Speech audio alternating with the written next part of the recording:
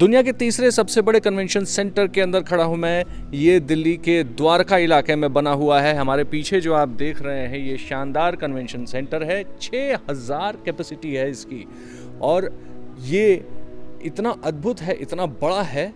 ये दिल्ली का तो सबसे बड़ा है ही, दुनिया में तीसरा सबसे बड़ा है। आप देखिए कैसी व्यवस्था है यहाँ पे लाइटिंग्स की, कैसा स्टेज के ऊपर अगर यहाँ कोई परफॉर्मेंस होती है या कोई मीटिंग होती है तो कितने लोग यहाँ बैठ सकते हैं। आप देखिए ऊपर जैसे ओपरा में आप देखते हैं विदेशी फिल्मों में, वैसे यहाँ पर अलग अलग बैल्कनीज बनी हुई हैं और ये दोनों तरफ हैं स्टेज के। जो इसको जिन्होंने डिज़ाइन किया है, इस पूरे के पूरे सेंटर को जिसने डिज़ाइन किया है वो हमारे साथ हैं, उनसे हम बात करते हैं। सर क्या नाम है आपका? दीक्षु कुकरेजा। दीक्षु जी, कैसे ये दुनिया का तीसरा सबसे बड़ा डिज़ाइन किया आपने और क्या खासियत है इसकी? देखिए, ये जो कन्वेंशन सेंटर है ये एक तरीके से बिल्कुल ही अद्भुत स्ट्रक्चर क्रिएट किया गया है जो एनवायरनमेंट फ्रेंडली तो है ही, इसमें बहुत ऐसे एलिमेंट्स हैं, लेकिन ऐसा यूनिक इसमें ये भी है कि ये 6000 सीटें जिस हॉल में अभी हम हैं, ओवरऑल इस बिल्डिंग में 11000 डेलीगेट एक टाइम पे एकत्र हो सकते हैं। बट जो मेन हॉल है, और 15 ऐसे हॉल हैं छोटे और बड़े, लेकिन 6000 सीट के ये हॉल में ऐसी सीटिंग डिज़ाइन की गई है कि एक बटन दबाने पे केवल ये सीटिंग फ्लोर में सिंक कर जाएगी और ये हॉल आपको फ्लैट हॉल मिल जाएगा। कौन सी सीटें हैं सर, आप दिखा सकते हैं क्या हमें? कौन सी सीटों की बात कर रहे हैं जो फ्लोर में सिंक हो जाएंगी? ये भी पहली बार यहाँ हो रहा है हिंदुस्तान में?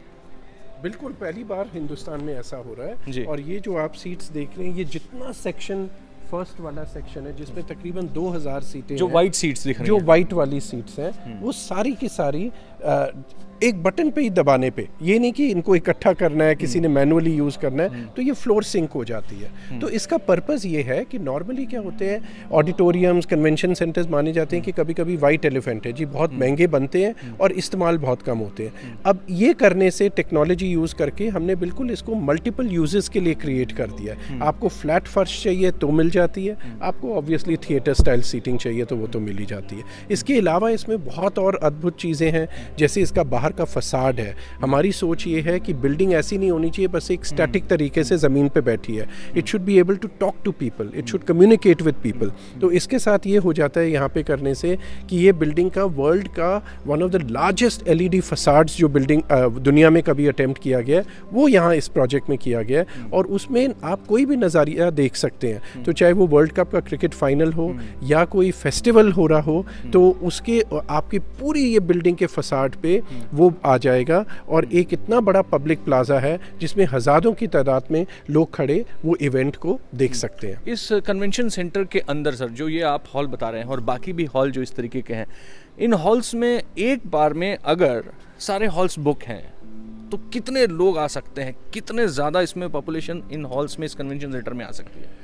इसमें एक टाइम पे सिर्फ सीटिंग ही अगर देखी जाए तो अलग अलग रूम्स मिला के, मीटिंग रूम्स छोटे बड़े मिला के, तो 11000 लोग आ सकते हैं, which is a mind boggling figure. ये तो नॉर्मली एक स्टेडियम की कैपेसिटी होती है, उससे भी ज़्यादा। तो इस तरीके का इंफ्रास्ट्रक्चर मैं कहूँगा सरकार ने क्रिएट किया है, which is very creditable. Because अगर हम बात कर रहे हैं कि we are the 5th largest economy, 3rd largest बन जाएंगे या fastest growing economy in the world हैं, तो उसके लिए उस तरीके का इंफ्रास्ट्रक्चर चाहिए जहाँ ट्रेड, इकोनॉमी, कॉमर्स बन सके और इंटरैक्शंस हो सके। तो इस प्रोजेक्ट की ही, ये जो यशोभूमि प्रोजेक्ट है, इसकी खासियत ये है कि बिल्कुल ये एयरपोर्ट की बगल में है। इसका मतलब दुनिया से कोई भी डेलीगेट, विजिटर, एग्जिबिटर यहाँ आ सकता है, फंक्शन अटेंड करके कुछ ही घंटों में वो वापस फ्लाई आउट कर सकता है। और ये सब चीज़ें होंगी देश के कैपिटल में without affecting the day to day running of the city, क्योंकि इतनी स्ट्रेटिजिकली प्लेस्ड है। उसके अलावा यहाँ पे हमने डिज़ाइन ऐसे किया है कि metro line, underground metro line का स्टेशन,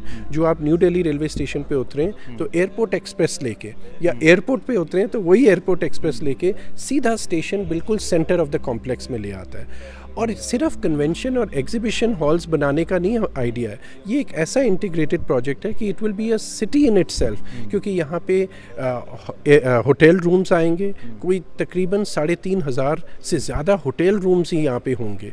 उसके अलावा बड़ा बूस्ट जो आप बता रहे हैं, तो काफ़ी बड़ा बूस्ट है यहाँ पे लोकल इकोनॉमी को भी इस इलाके में। I would say local, regional, national economy पे इससे बहुत ही इम्पैक्ट आएगा, क्योंकि इससे जितनी डेवलपमेंट अब होगी, जितना यहाँ पे कॉमर्स और ट्रेड बढ़ेगा, I think it is going to be a big leap if we see it from that point of view. और यहाँ पे जितनी भी और फैसिलिटीज़ क्रिएट की गई हैं, जैसे एग्जीबिशन हॉल ही हैं, दुनिया के बड़े जो गिने जाते हैं वैसे एग्जीबिशन हॉल्स, मतलब फुटबॉल की फील्ड्स को अगर आप मल्टीपल फुटबॉल फील्ड्स गिन लो, उतना तो एक हॉल का साइज़ है केवल। वो तो दिख रहा है सर। इसके अलावा ये जो मार्वलस डिज़ाइन मैं कहूँगा आपने किया है, इसके अलावा और क्या क्या चीज़ें आपने डिज़ाइन की हैं, क्या क्या सरकारी बिल्डिंग्स फ़िलहाल आपके खाते में हैं? देखिए, ये तो हमारे आई वुड से हम बड़े ग्रेटफुल हैं, फॉर्चुनेट हैं कि इंडिया की जिस तरीके से डेवलपमेंट हो रही है उसमें इंफ्रास्ट्रक्चर प्रोजेक्ट्स इतने बड़े बड़े स्केल के आ रहे हैं कि अगर हम खुद की फ़र्म की बात करें, मेरी फ़र्म सीपी कुकरेजा आर्किटेक्ट्स जो भारत मंडपम बना है उसके साथ भी जुड़ी हुई थी, डिटेल डिज़ाइनिंग उसमें करी। उसके अलावा जो एक जैसे स्टैचू ऑफ यूनिटी गुजरात में है, तो एक स्टैचू ऑफ वननेस बन रहा है आदि शंकराचार्य जी का, जिसके साथ एक विशाल म्यूज़ियम 10 लाख स्क्वायर फुट का, और वो भी हमारी प्राचीन कला जो आर्किटेक्चर की है उसको मैं यूज़ कर रहा हूँ, स्टोन आर्किटेक्चर की, तो वो बहुत बड़ा बन रहा है मध्य प्रदेश में। इसी तरीके से भारत में दिल्ली शहर में थल सेना भवन जो हमारा अपना देश का पेंटागन मान लीजिए जैसे यूएस में है, वैसा इतना बड़ा आर्मी का हेडक्वार्टर्स बन रहा है। तो बहुत अनोखे प्रोजेक्ट, अयोध्या सिटी की हमने पूरे अयोध्या शहर की मास्टर प्लानिंग और विजन डॉक्यूमेंट क्रिएट किया। तो इस तरीके के बड़े इम्पैक्टफुल प्रोजेक्ट्स इंडिया में आ रहे हैं जो आई थिंक एक तरीके से कैटापल्ट कर देंगे इंडिया को, जो हमारे यहाँ बात होती है एज ए डेवलप्ड नेशन की, उस रास्ते पे आई थिंक हम लोग कायम हैं जो चल रहा है। और मैं बहुत इसके लिए आभारी हूँ कि हमें ऐसे मौके मिल रहे हैं और जो हमारी फर्म का टैलेंट है वो इस विश्व स्तर पे आ पा रहा है, विश्व स्तर पे आ रहा है। वाकई में जहाँ पर इस वक्त मैं खड़ा हूँ वहाँ खड़े होकर एक अजीब सी अनुभूति आ रही है, एक अजीब सी खुशी आ रही है। आपको भी मैं थोड़ा सा इसका नज़ारा दिखाता हूँ। ये देखिए कितना खूबसूरत बना है ये, और कितना विशाल काय है। अगर फॉरेन से डेलीगेट्स आते हैं तो हमारे पास कुछ ऐसी जगहें हैं जहाँ पर उनको हम ये दिखा सकते हैं, यहाँ पर उनके साथ बातचीत कर सकते हैं, यहाँ पर उनके साथ मीटिंग कर सकते हैं। और ये भारत के लिए वाकई एक मील का पत्थर है। ऐसे कन्वेंशन सेंटर्स वाकई में एक मील का पत्थर हैं, और जो भी डिज़ाइन है इसका, ये अगले 5 साल, 10 साल, 15 साल को सोच करके, फ्यूचर को सोच करके ही बनाया गया है। अभिषेक आनंद, दिल्ली, आज तक।